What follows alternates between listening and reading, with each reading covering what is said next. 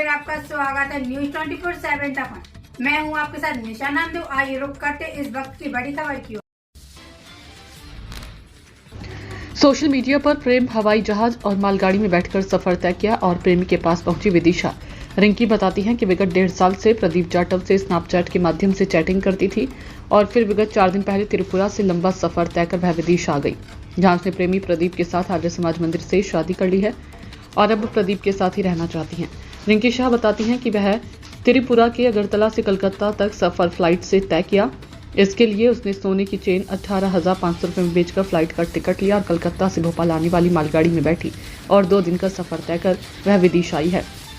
वहीं त्रिपुरा पुलिस विदिशा पहुंची पिंटू। रिंकी का कहना था कि वह मर्जी से आई है और अब प्रदीप के साथ ही रहना चाहती हैं। इसके बाद त्रिपुरा पुलिस खाली हाथ ही लौटी है। विदिशा से नीलेश नामदेव की रिपोर्ट। रिंकी शाह। रिंकी, क्या है ये पूरा मामला? आप त्रिपुरा पर यहाँ पे आ गए और शादी कैसे आप लोगों का संपर्क हुआ? स्नैपचैट ऑनलाइन पे। ऑनलाइन? क्या आप एक दूसरे को बात हाँ। फिर क्या हुआ? फिर क्या हुआ, मेरी इच्छे से मतलब मैं आ गई हूँ। बस वहाँ मुझे ठीक से नहीं रख पा रही है। कोई लड़की तो ऐसे आसानी से कोई संसार नहीं छोड़ती है ना, कुछ ना कुछ तो वजह होती है, क्योंकि कुछ भी हो दोनों तरफ से ही होना चाहिए।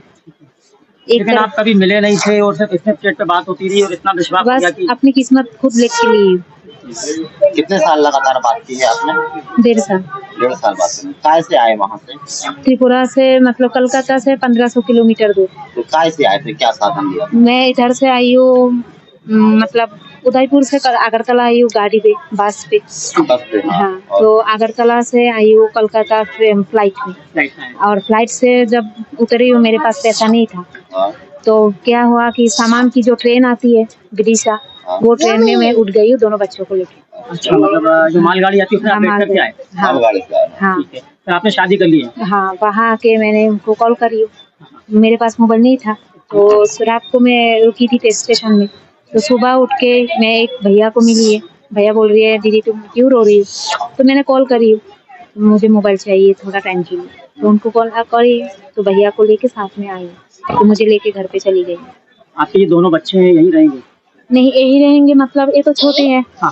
और उन लोगों मतलब दोनों बच्चों के ऊपर पिता की समान अधिकार है। मैं जबरदस्ती भी नहीं कर सकती हूँ। बेटी पढ़ाई कर रही है, बेटी बहुत समझदार है, तो बेटी को मैंने कही हूँ तुझे चलना है पापा के साथ चली जा, मैं मना नहीं करूँगी।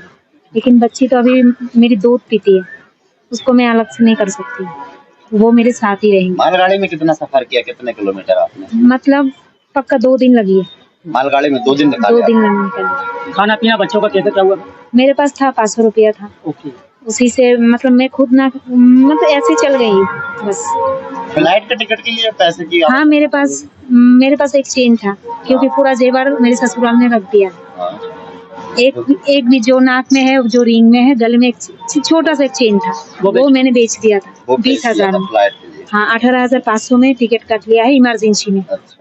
दोनों बच्चों का? हाँ, दोनों बच्चों, क्योंकि मैं खुद की काटूंगी, दोनों बच्चे कहाँ से आएंगे? तीनों की काटती। प्रदीप जाटव, ये रिंकी और तुम्हारा क्या मामला है? कब से तुम्हारी चैटिंग चलती थी और आज शादी आप लोगों ने कर ली? क्या है पूरा मामला? सर, स्नैप पे चैटिंग चल रही थी, स्नैप पे ही बात हुई थी और करीबन 1.5 साल हो गया। ठीक है। हाँ। उसके बाद परेशान थी ज़्यादा, तो बोलती थी परेशान हूँ, तो आने के लिए तैयार थी, आ गई है। विदिशा आई, आके 27 तारीख को आई, 28 तारीख को हमने शादी कर ली थी। इसके 2 बच्चे थे, उनका क्या? इसके 2 बच्चे थे, दोनों बच्चों को साथ में लेके आई थी। हाँ, बच्चों को अपन ने अपनाया। ठीक है। शादी करी।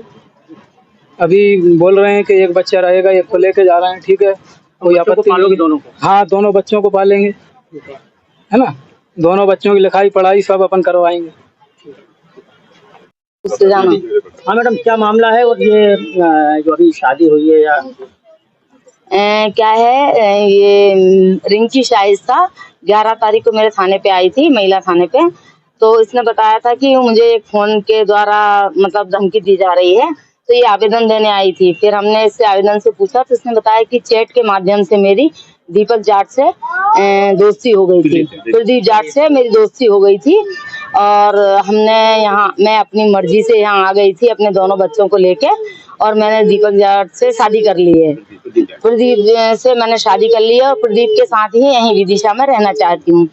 फिर हम इसी दौरान जब ये थाने आई थी उसी दौरान त्रिपुरा पुलिस का फोन आया तो मेरे यहाँ के एसआई नामदेव सर ने उनसे बात की तो उन्होंने कहा कि यहाँ एफआईआर उसके पति ने एफआईआर की है, तो बोले इसको सुरक्षित रखा जाए। तो वन स्टाफ सेंटर में हमने उसको सुरक्षित रखा गया। हमारे यहाँ से महिला भी जाती थी सुरक्षा के लिए और कल त्रिपुरा पुलिस यहाँ आई है और उसने सब पूछताछ की है। वहाँ उसके पति ने एफआईआर कराई थी, लेकिन इसका कहना था कि रिंकी शाइस्ता का कहना है कि मुझे कोई बेला फुसला के भगा के नहीं लाया है, मैं अपनी मर्जी से आई हूँ और दीपक जाट से मतलब प्रदीप जाट से मैंने अपनी मर्जी से शादी की है।